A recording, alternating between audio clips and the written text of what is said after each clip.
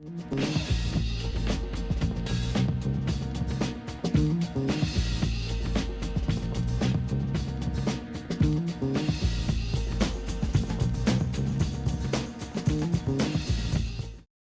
afternoon, Merritt College. We got a legend in the building, an inspired, motivating, somebody from our very own community, but I'm gonna let Unc introduce him. He said he ain't doing it. So, okay, so we have what, in my day, he was, you know, he's a educator. I watch him daily, and he gives these talks daily. He's so super dope and smart.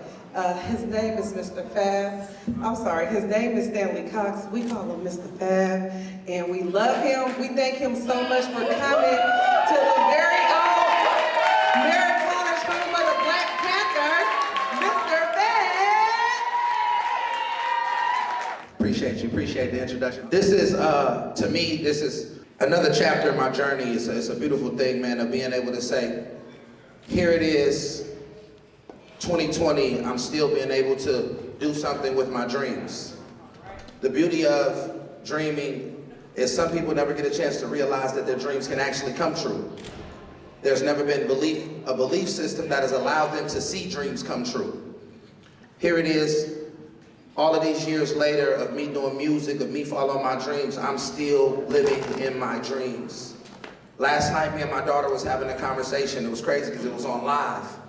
And our conversation on live last night was, she told me that she wants to write a book.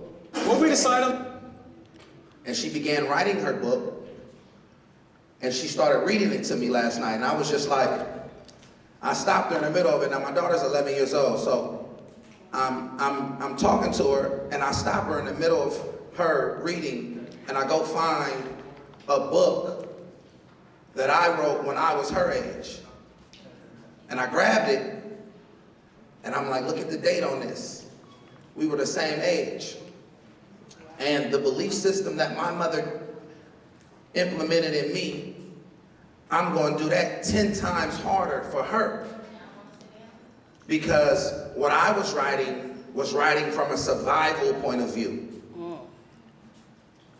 I want her to write from a child just living point of view. Unfortunately, coming from the situations and circumstances that we come from, we never get a chance to live.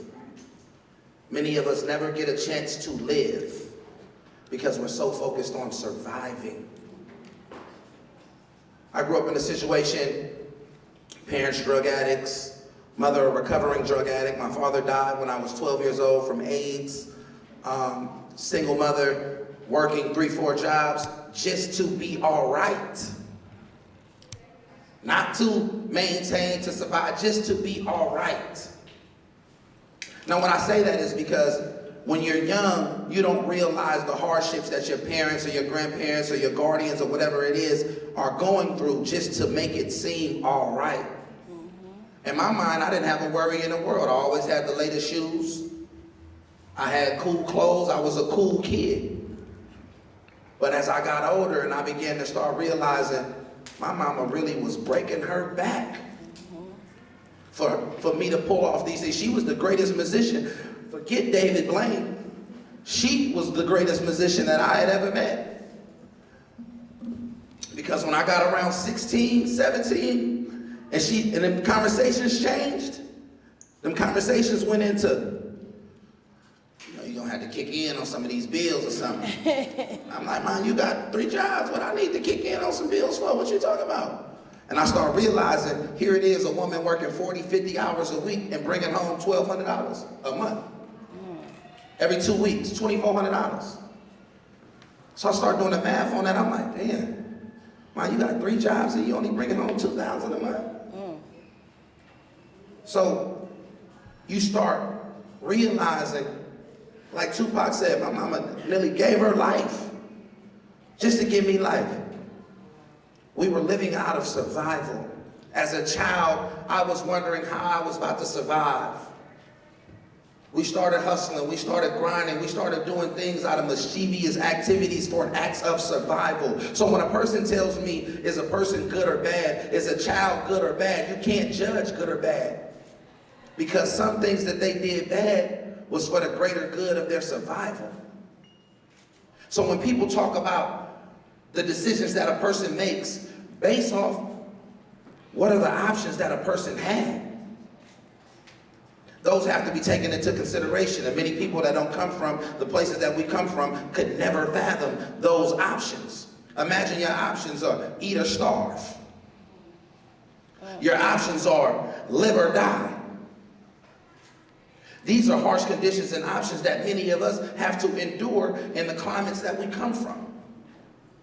Being able to say that I've come from these things and I'm still able to be here living my dreams, I'm humble. I'm happy, and I'm glad that I am in the position to teach my daughter to live. The reason being, we better get some live out of this life, because none of us know when that warrant is up. We're all born with the death warrant on our head, and we never know when it's coming to cash in. It could be at your highest, it could be at your lowest, but you never know. That warrant, soon as you're born, is guaranteed. There is no man that has ever escaped life alive. So while we live in, we might as well live it to the fullest. If anything, I'm a diehard Warriors fan. Diehard.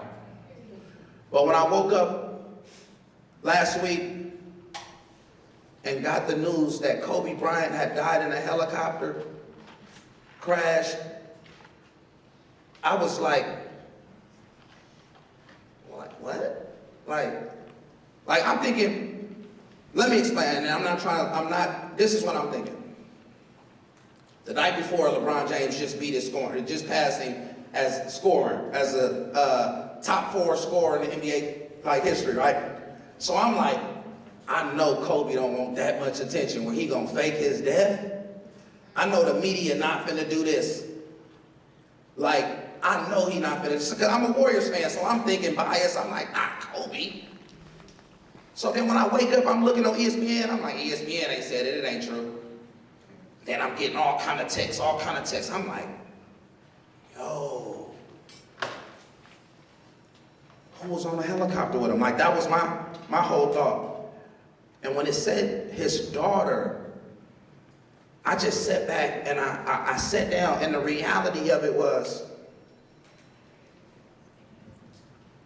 all the money in the world can't buy life.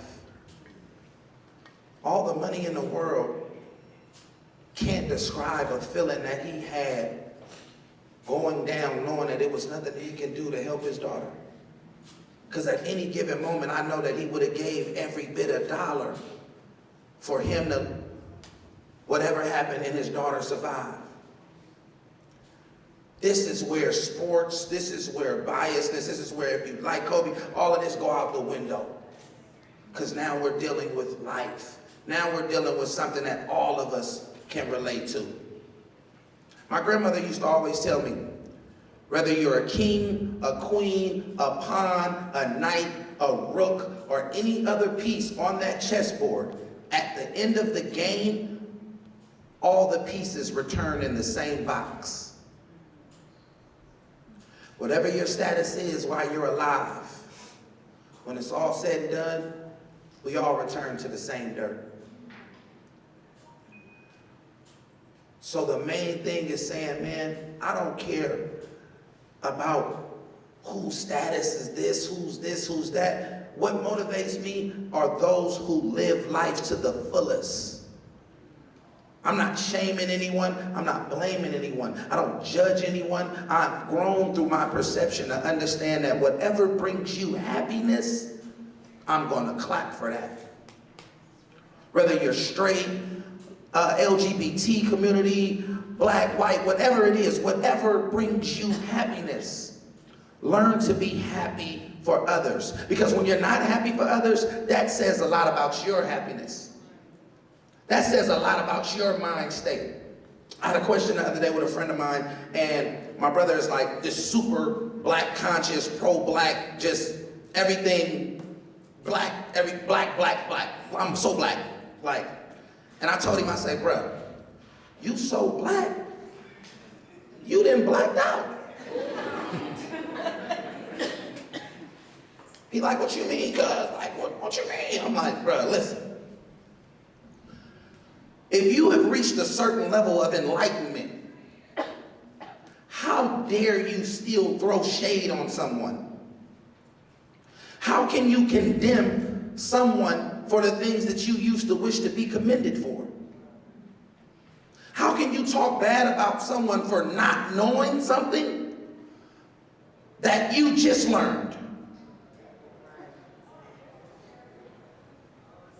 So if you're truly at a level of enlightenment, then the enlightened ones shall light candles for others.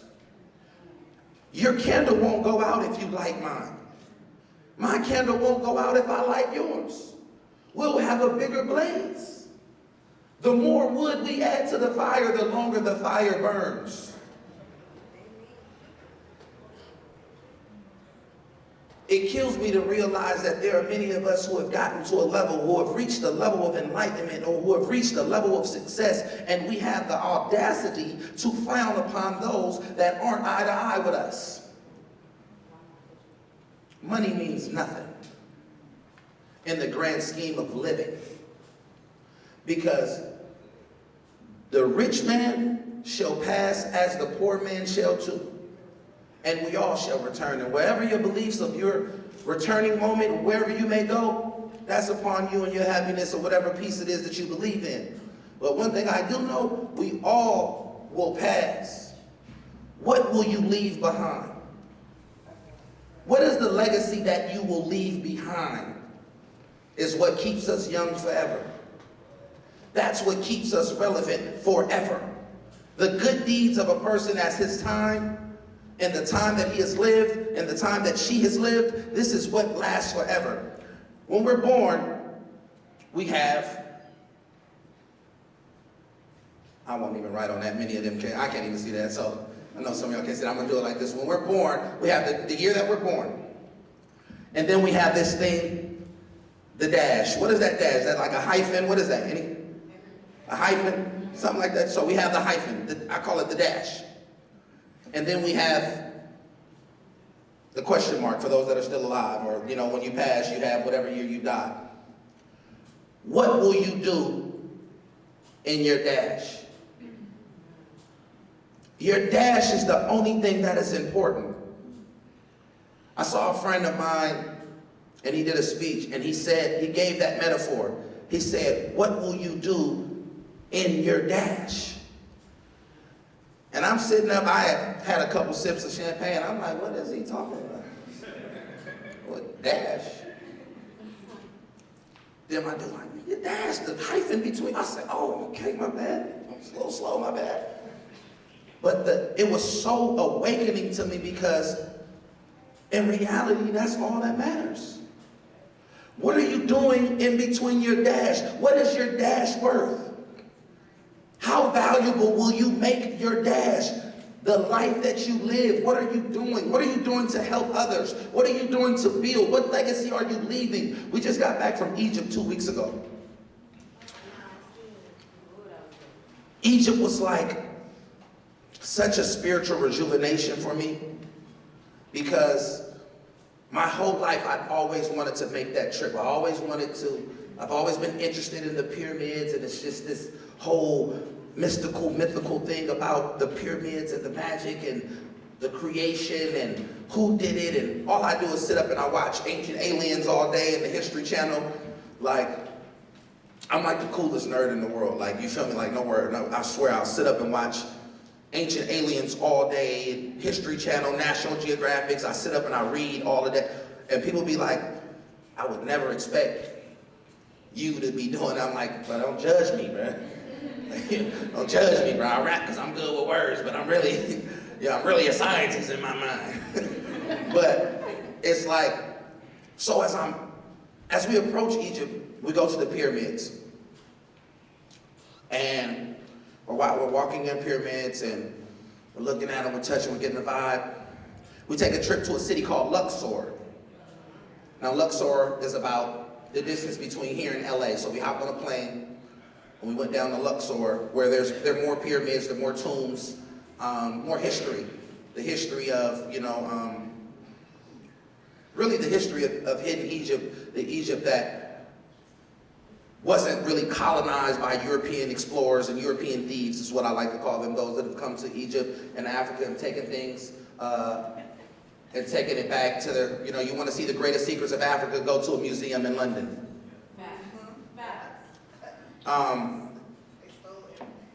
So we were in these tombs, and I'm just, I had to cat off inside the tomb, so I'm catting off, just playing around. But the reality of it, people like, what? My man like, what's catting off? I'm trying to write. He's like, F.A.B, bro, what's catting off, bro? Just joking, bro. So I'm joking inside the tombs.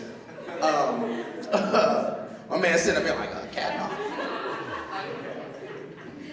Siri, what's catting off? Just playing with you, bro. So we're inside these tombs, man. And in these tombs, I'm watching this restoration of that, what they're doing. And the restoration, what I mean by that is, these are thousands of years old shrines and tombs and temples, so some of the coloring is becoming discolored. It's fading. So they have certain tombs shut off and cut off, but they're back there painting and restoring. But the craziest thing that I noticed was the paint that they're using are lighter shades of brown. They're using beige, lightish brown mixed with red to give it. I'm like, this pyramid, this person on this tomb is my color. Who is blood? I'm like, who is this? They're like, shh, you gotta be quiet in here. I just want to know, because dude looked like, what, they had different baby mamas or something? Him white. I don't know what's going on. But in my studies, it's the rewriting of history. Not rewriting, the rewriting of history. The easiest way to make somebody realize that they don't come from power, that they don't come from success, that they don't come from kings and queens is to erase that out of their history books. They've done it in all societies. When they came here to America, they did everything they could to destroy the natives. They did everything they could to steal, to take land, to rape, to disfranchise an organization and civilization that was already prominent. A prominent that lived off morals, their own religions, their own beliefs, and they did everything that they could do to dismember that. They've done it in society since the beginning of society. In order for us to know where we're going, we must know where we come from, and I never understood that more until my trip a couple weeks ago. When you would always say, gotta know where you come from, man, know where you're going, man. 45th and Market, what is you talking about? I know where I'm from. Nah, man, you gotta know where you come from, man. And, and going to Africa, going to Egypt, realizing what has happened. They say, F.A.B, why are you always pushing this thing to your daughters about black beauty, black pride, black intelligence, black identity, black prominence, black dominance, black empowerment, black entrepreneurship? And I say, because we are the #1 group of people that have been disenfranchised, that have been lied to, that have been beat, that have been taken from our land, put in another land, forced citizenship, forced everything else. Everything that has been done to a black man in America has been forced in the infancy stages. In the infancy stages, black history didn't start in America with slavery. It's unfortunate that all of these schools and the curriculums, the only thing that they teach us is the first thing they talk about in history class is slavery. First we talk about 1492, then we talk about 1607. 1607 is the arrival of some of the first black slaves in Jamestown, Virginia, and that arrival we are then taught the policies of American curriculum. An American curriculum that we are slaves. We are property. We have no ownership. We have no rights. We have no religion. We have no beliefs. Those are the things that are taught to us, embedded in us, and put inside of our minds, so we grow up already behind. We grow up behind because we feel that our history started as slaves. And that is not true. It's so not true to the fact that if we must unlearn these situations, we go down and we realize that we are the creators of civilization. We are the creators of curriculum. We are the creators of intelligence. We are the creators of community, love, written language, linguistics, and anything else. And far as a people, we have created some of the world's greatest structures. We have created some of everything that has to do with some of the world. And I'm not just saying that from a biased point of view. This is based off fact. This is based off fact, not based off opinion. The reason why I say that, being that it's Black History Month, we must get back to understanding our history, not his history, his story, history.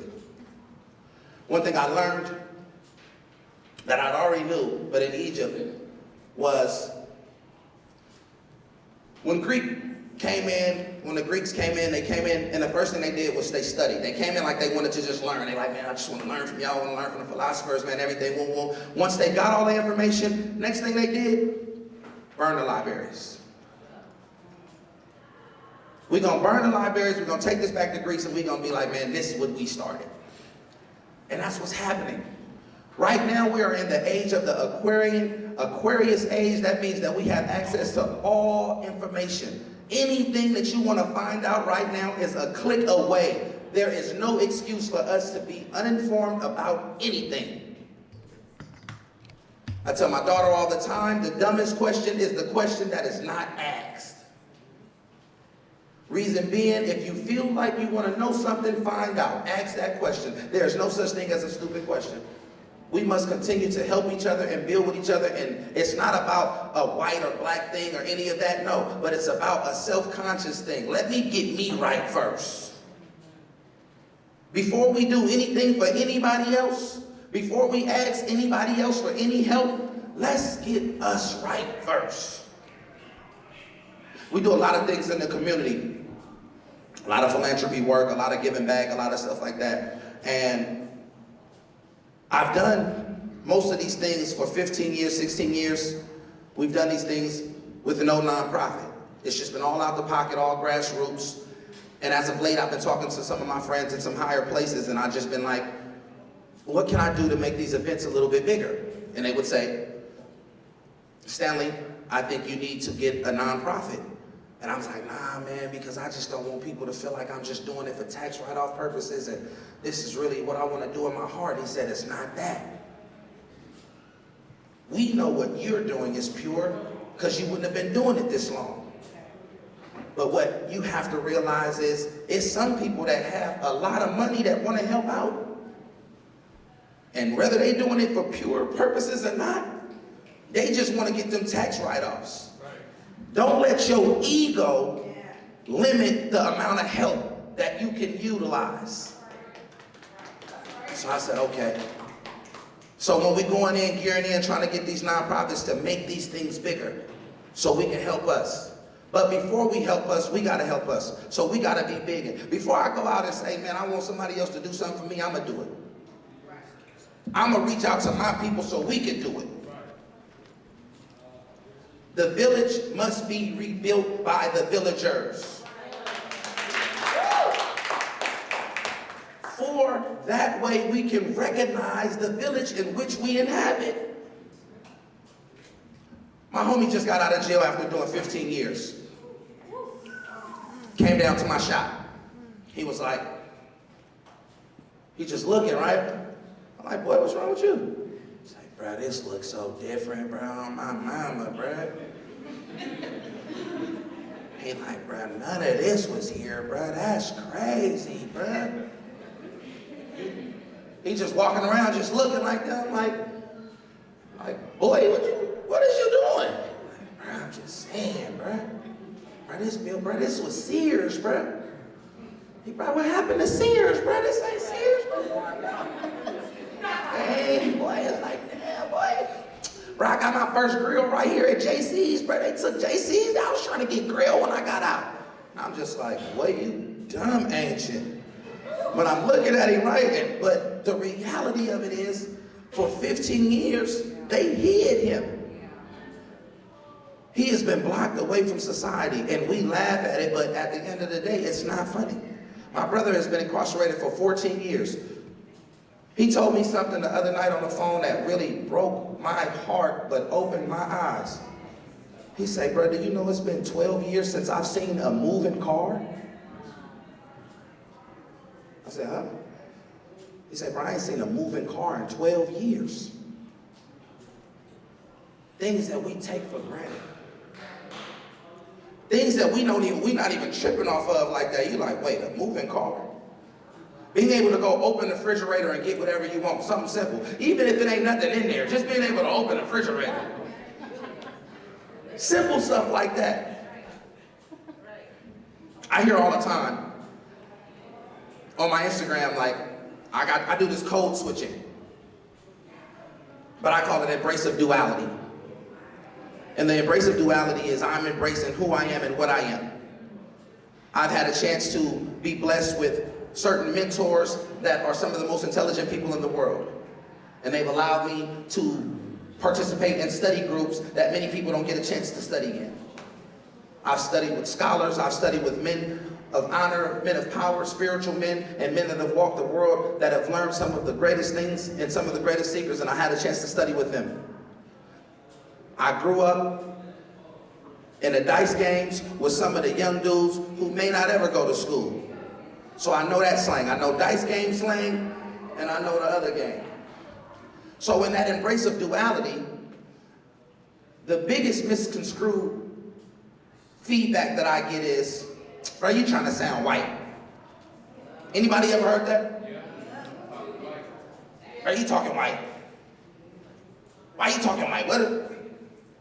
So I'd be like, bro, what's talking white? Bro, you be sounding hella proper and everything, bro. Like you just educated and everything. I never want to hear any of us say that. I tell my daughter all the time, like my daughter, she talks white, whatever. And I tell her, never be ashamed of that. Never be ashamed of that, because I'll take you to the roots of what that is. How can you associate education with white? Now, I'm unapologetically black. Sorry. But I'm not sorry. I'm unapologetically black. I don't whisper around white people. I don't do none of that. Like, you know, some people like, man, a white person over there. We'll say, excuse my language, but we'll say nigga hella loud. What's up, my nigga? Boy, I see you, boy. What's up, boy? Nigga! We be like, bro, the white man, bro, there's white people up in here. We'll whisper that. We'll disrespect our women, we'll disrespect all of these things, but we'll, yes sir, yes ma'am, somebody else. I say, bro, you'll rather rob. Now, I'm not advocating or promoting any violence or anything in this statement. I said, but you'll rather rob this young black dude for being in your neighborhood, going to the barbershop, and take something from him. But you'll let this white dude walk his dog through here every day, who just bought your grandma's house, who called the police on you because y'all hanging out, and y'all ain't doing nothing different than what y'all did and growing up in the communities that y'all done grew up in, but you won't do nothing to this person, but you willing to do something to that person? Like, bro, you know how many years you'll get for robbing a white person?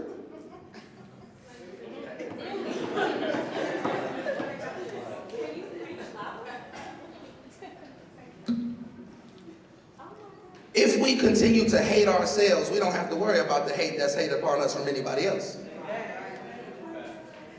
If you continue to hate yourself, now this gonna make some people mad, but at the end of the day, I'm unapologetically black, and it's taken me a long time to get to this place. It's taken me a long time to get to this level of confidence. This level of confidence of being proud in my blackness. This level of confidence of being proud for my black sisters, for lifting up my black sisters, for telling my black brothers, look, bro, I'm proud of you. I'm happy for you. It's taken me a long time because of the poisons that was promoted to me growing up. It was at one point in my time where I would say, man, I'm pimping. This is what I want to do. I don't want to be around I'll mess with white women.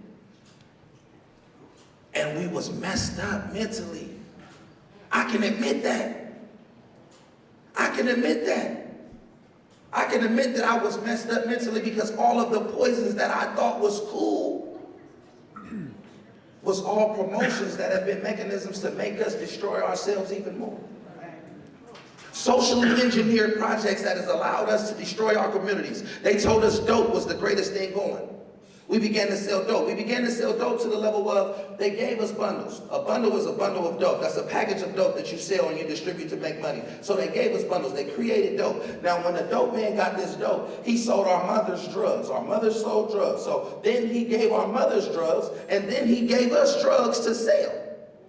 So as we began selling drugs, we began treating our mother like the people we sell drugs to. The level of respect for the woman dwindled. And that dwindling respect, we no longer respected the thing that created us, the greatest thing that we know, a woman, the closest thing that we see to God, a person whose womb is the gates of heaven because they can create life. Me being black, a black woman, understanding of the level of respect that we have for those, we began to throw that level of respect out of the window. We began to use them, beat them, pimp them, seduce them, manipulate them, destroy them, lower their confidence. And that lowering of their confidence, we created a group of women that no longer cared about men. They didn't care about men so much that they gave up on men. As we gave up on them, they gave up on us. As the government socially engineered black men out of the homes because they said, we'll give you Section 8.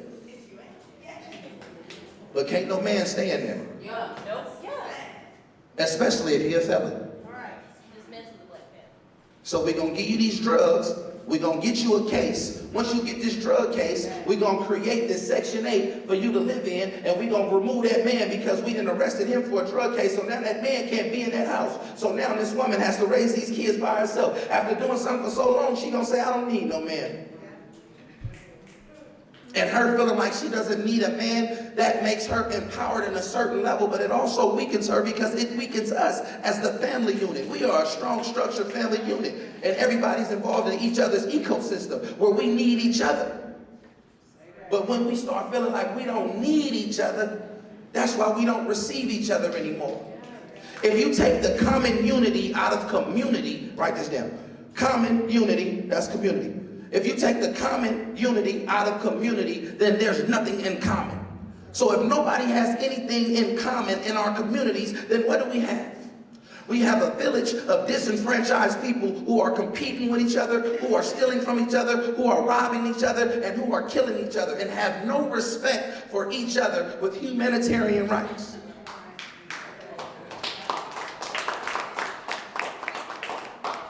I look at this when I see a microcosm of the world, but I see it in a macrocosm of Oakland, California. When Tupac said we have a race of babies that hate the ladies, I didn't understand that. Until nowadays you realize you have a daughter, and your daughter coming back going to school saying all of these things that these little boys are saying, and you looking at it like, man, I wasn't that fast at 11. I wasn't. Yes, I was. Yes, I was. Because I was raised in that same systematic system that has promoted poisons to us. Until we realize that we have been promoted poisons, we will promote poison. My whole music changed. My first album was called, well, not my first album, my second. The album that got me popping, whatever, in the Bay, was called Son of a Pimp. Growing up, I was proud my daddy was a pimp. I was happy. I was like, yeah, man, my daddy a pimp, man, got hoes, man. You know me? Cadillac, big diamonds, big chains. I named my album Son of a Pimp. It had my dad on the cover. I would promote it. It was an album. It got me a lot of fame, a lot of money. My daughter was born in 2010. She said, 2008, I'm sorry. She said, a few years ago, Daddy, what's a pimp? I said, huh? What made you ask that? She said, because your album is called Son of a Pimp. What's a pimp?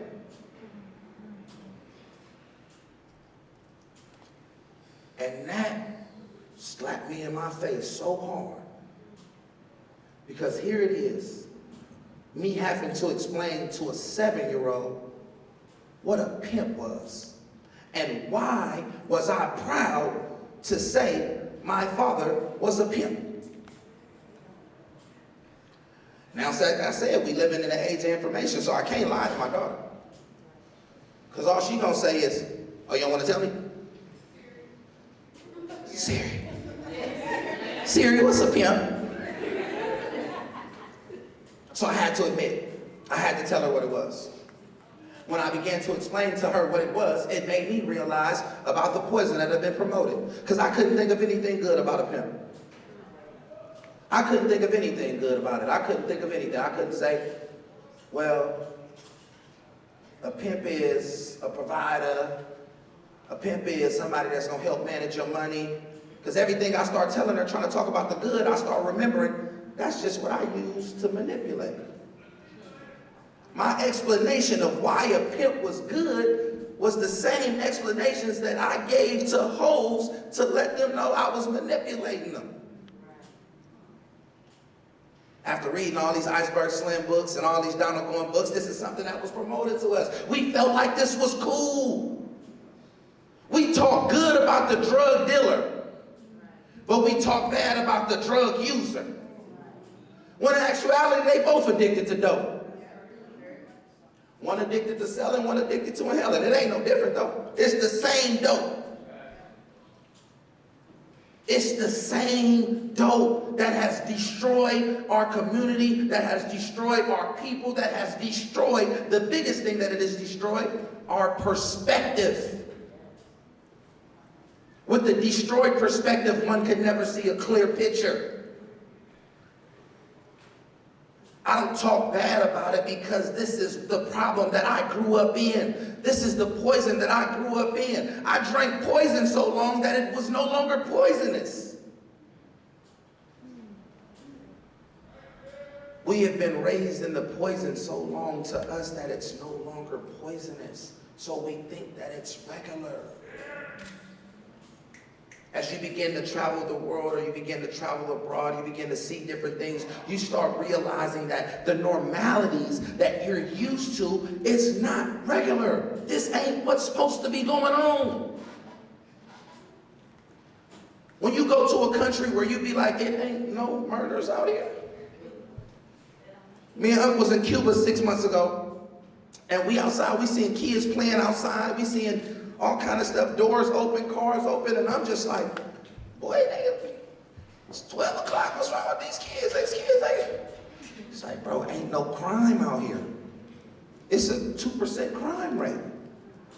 Ain't nobody doing no crime, nobody stealing nothing, ain't no women in danger of being raped, ain't none of this stuff going on. There's no murders in this country. And you're like, wow. You start realizing that the poison ain't regular. Until we start looking at robbers, killers, the same way we look at rapists and thieves, we will continue to promote the poison. When somebody come up to me and say, bro, I robbed somebody, like, you robbed somebody? You did what? Get away from me. What are you talking about? We got to start looking at it like that. I would be proud of my brother being in jail. That's something I would brag about. Man, my brother in the jail, my brother got life. We proud of that. We want to go to jail. You grow up going to the barbershops, all these kids and the dudes in the barbershops is talking about their prison stories. In your mind, you like, man, I gotta go to jail. I gotta get in this conversation. I got to talk about something. But remember when we was in B Unit Blood, it was lit up in there. I said, what's lit about jail?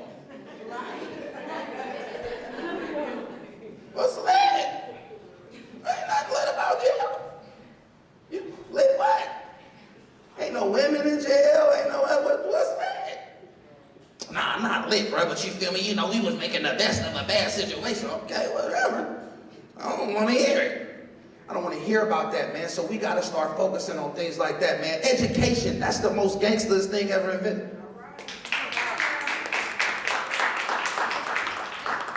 Ownership, that's gangster. Financial literacy, that's gangster.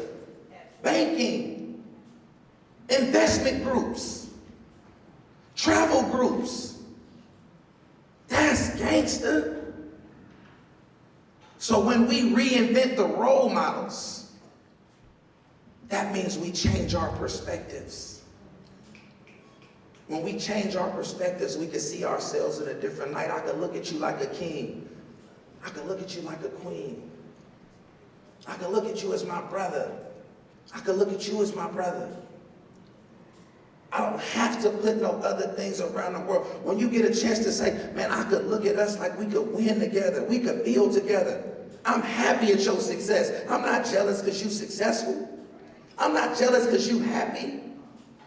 I'm not mad because you steps ahead of me. If I get something, I'm going to give it to you. If I learn something, I'm going to share it with you. I'm not going to keep it from you. If I got something that can help you out, let me give that to you. Because some of us just need some information. We don't want no money from you. The biggest misunderstanding that people that are successful have is that people just want money from them. It's like the rich auntie that don't mess with the rest of the family. When she pull up on holidays, first thing she be like is, who up in there?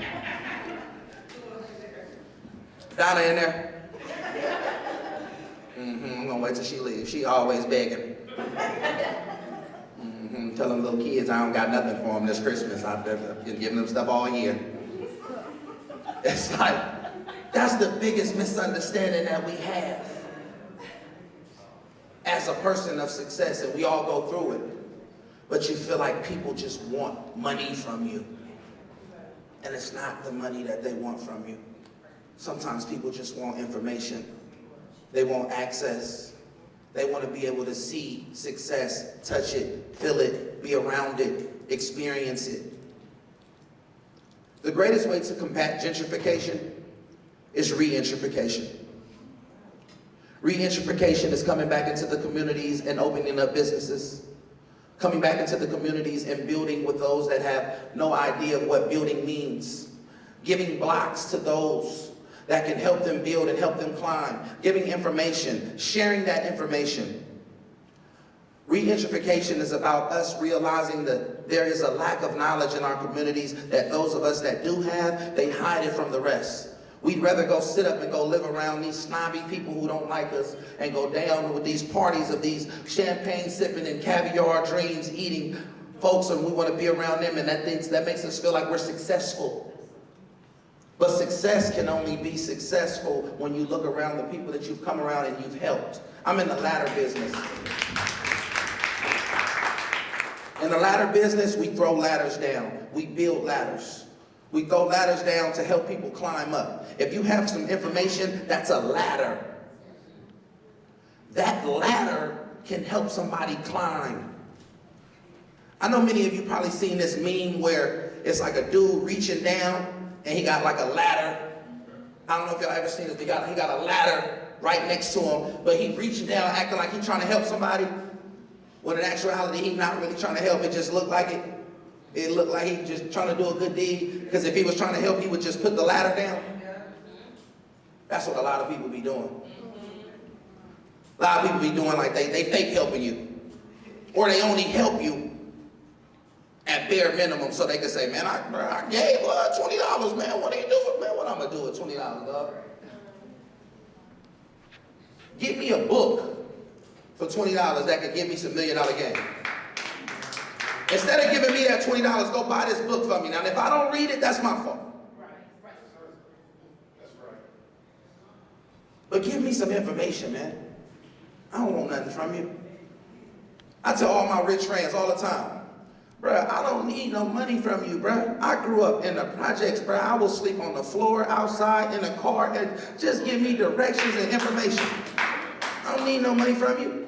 I'm gonna get there. Just let me know where I'm going. I'll get there. My personality alone will have me survive.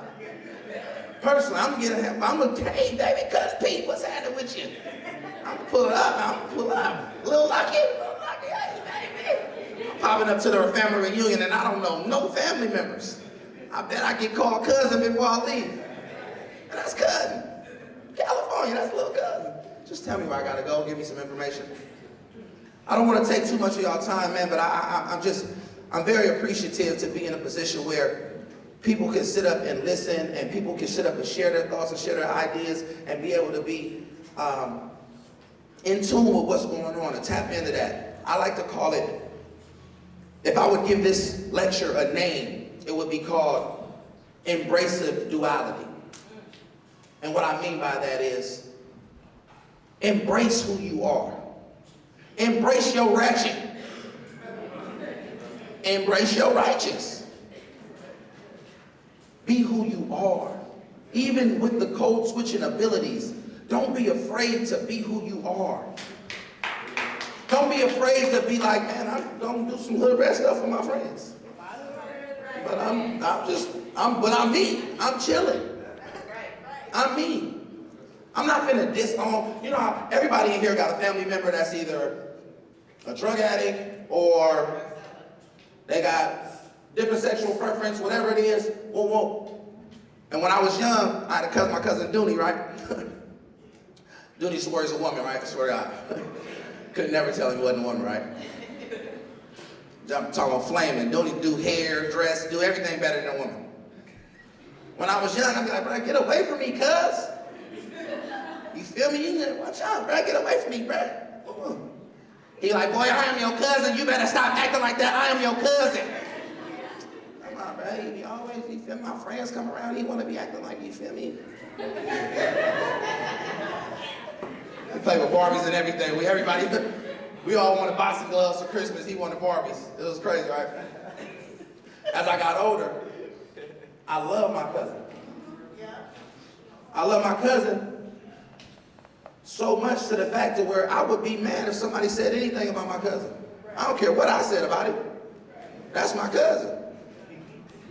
And I'm going to embrace that. I'm not going to disown that. I'm not going to act funny and act like he ain't my cousin around some gangsters or whoever around in these streets. And that's my cousin. Whatever he doing, that's what he want to do. But I'm going to stand right on the side of him. That is my cousin. Because in the famous words of grandmama say, I don't care what he do, that's your family, baby. And when it's all said and done, that's the only thing that matters, is that's your family. Don't disown your family. God said, if you disown me in front of other people, he gonna disown you at them gates. Family. Even in the Bible it says, how can you love someone who you can see? Your brother, your family. How can you hate someone of your family? How can you hate someone you can see? A brother, a cousin, a loved one, but you can say that you love me, for he is created in my image. We can't hate someone who we can actually see over and say that we love something that we can't see. It's no way possible. So regardless of whatever it is that you are, embrace that and be that and stand on that. And be unapologetic when being that. I'd rather a person come out and tell me, man, I don't like you, than fake love me. Fake love will make you hate love. Man, fake love will make you hate love. Fake love will have you like, what? All these years, you should have just told me from the gate. It's a dude that come to my shop. His name is Woe, right? And I'm gonna wrap it up. I'm gonna ask some questions stuff. His name is Woe. It's a white dude, right? Woe is so problematic on how he approached things. It's hella funny to me, right? But I got the patience of Job, so you can't aggravate me, right? So Woe comes in the shop one day. He got the Make America Great hat. He got the MAGA hat. It's about 20 niggas in the shop, right? It's about 20 of us in there, right? He walks in the shop. He got the camera on his shoulder. You know, he's protecting himself. Got the camera. He walks in the shop. Make sure his hat down. He walks around. He does this on purpose. Like, he do this. Like, so he just like, you feel me, walking through. So I'm like, hey, how's it going? How can I help you? He like, heard you wrote a book. I'm like, yeah, the book cabinet's right here. Yeah, I want to check it out. I swear to God, I'm not lying, right? I swear to God.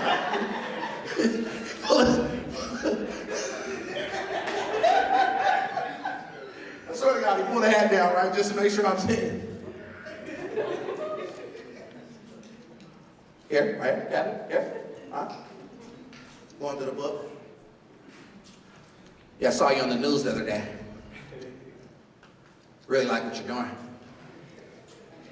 Making America great. I'm sitting there like, this has to be a skit. I'm waiting for like America's Funny Home Videos or one of my homeboys. I'm thinking they doing a skit or something. I'm thinking Sonny Bo finna come out the cuts or something. Somebody doing a skit or something. Right? I'm like, there's no way this is real. I constantly, so I'm trying to hold face. I'm holding face. I'm like, I know somebody finna come in here with some cameras. I got you. This is a pure Dave Chappelle skit, right?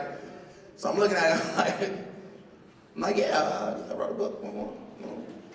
Like what I'm doing. He's like, yeah, man, you know, a lot of people don't like me, man. I'm like, I wonder why. Well, yeah, man, you know one thing about Trump, man? You know, I like Trump because he's not a politician, man. Not a politician at all. You know, and I'm a good American, man. And, you know, I'd rather vote for Trump than Hillary. And I think he's going to win again in 2020. I mean, he has my vote, man. I mean, look at everything that he's doing for America. I'm like, what are you doing, Whoa? So the homies in the shop like, man, who is this white boy up in here, bro? I'm my mama, bro. I'm gonna beat this boy. I'm my mama, bro. So they Trump, because I'm trying to see his whole angle of everything, like what they're called. Is it protagonists? What is it? Provocateurs. And they're called provocateurs. And provocateurs are, in the 60s and the 70s, they were offsprings of COINTELPRO. And they were working, they would go to civil rights movements and civil rights rallies and things, and they would antagonize people to create problems. It's like a heckler. So they would go to these programs, they would create problems so that the gist of the movement can be crumbled down and broken down and make it seem like, look, we told y'all this wasn't a rally about peace. Look what they just did. They would be provocateurs, so they would come to disturb the energies in the peace. And in my mind, I was like, he has to be a provocateur. We gonna hold face. And I sat down, I began to talk to him. He's like, let me buy this book. Buys the book, comes back about a week later. Doesn't have the hat on. I'm like, whoa, what's up? Bro, I came in the shop the other day. I had my camera on, and I just wanted to see, man, if you were really about the things that you talk about on the news and stuff, about people coming together and everybody being, you know, so it was just kind of like an experiment for me, man. And after I read your book, man, I'm just so humbled, man. I just want to be a part of some of the community that you're doing. And I told him, I say, it's all good. Well, I say, but how much longer will people utilize us as guinea pigs? How much longer do we have to participate in your social engineer experiments? How much longer do we have to go through these playgrounds and fairgrounds for you guys to respect that some of us are who we are? We don't have to be putting on the front. Some people really do care. Some people are on the community front lines. Some people don't want anything. We give not to be noticed, but because we notice that there's a void and something that is to be given. In giving, I don't give for the headlines. We do it for the healing.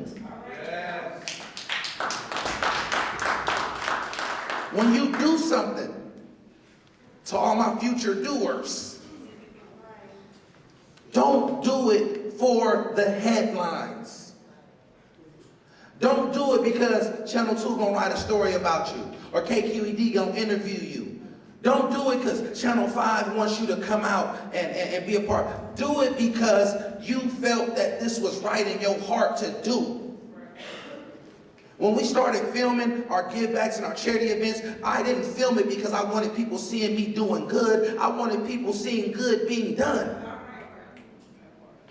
so they could follow suit. Make that the new trend. Doing good while doing good. Not to be noticed, but because you notice that it needs to be done. I want to open it up for some questions if anybody has any questions. And then anybody wants to get the book is in the back, and we're selling a book or whatever. But if there's any questions about anything, first of all, I want to say I appreciate you guys so much for being attentive as you were.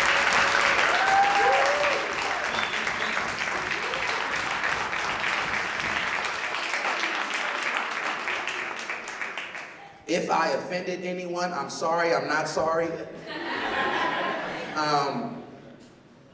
I'm thankful to be able to be up here, like I say, still living my dreams, living my purpose. And as I step into the next phase of my purpose, I ask all of you guys to join me in a company on the road of changing, of the road of creating change, on the road of continuing to help out and helping ourselves and building ourselves and strengthening us together. We must start with our own village before we worry of anyone else's village. The village must be rebuilt by the villagers.